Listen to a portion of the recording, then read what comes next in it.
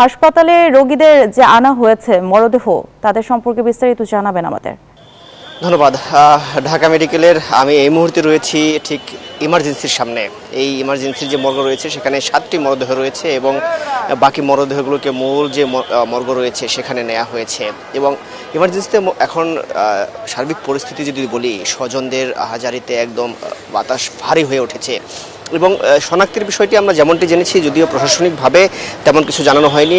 পরিবারের স্বজনরা মর্গে গিয়ে সামান্য যে পোশাকটুকু ছিল সেটুকু দেখে প্রায় 10 জনকে নিশ্চিত করেছেন। এবং আমি নিজেও মর্গের ভেতরে গিয়েছিলাম। সেই বিভৎস মরদেহগুলো আসলে শনাক্ত করাটা একটু কঠিন বিষয়। তবে সামান্য যেই পোশাক ছিল বা সামান্য স্মৃতিচিহ্ন সেগুলো দেখেই অনেকেই শনাক্ত করছেন। এবং প্রত্যেক স্বজনরাই কালকে থেকে অপেক্ষা করছিলেন তাদের স্বজনরা ফিরে আসবেন। ফলে সেই স্বজনদের এমন মর্মান্তিক মৃতদেহ দেখে প্রত্যেকেই কান্নায় ভেঙে পড়ছেন এবং বলছেন এমন মৃত্যু যেন আর কারো না হয়। আপনারা জানেন কসমিক ফার্মায় গতকাল সকাল 11টা 40 অগ্নিকাণ্ডে এখন পর্যন্ত 16 জন নিহত হয়েছে এবং বাকি এই 16 জনই ঢাকা মেডিকেলে মর্গে রয়েছে। বাকি 9 জনকে ফ্রিজিং করে রাখা হয়েছে এবং 7 জনকে ইমার্জেন্সির মর্গেতে রাখা হয়েছে। তবে পরিচয় শনাক্তের বিষয়টি ধারণা করছি ডিএনএ টেস্টের মাধ্যমে হয়তো শনাক্ত করবে, এমনটি বিগত সময়েও হয়ে এসেছে।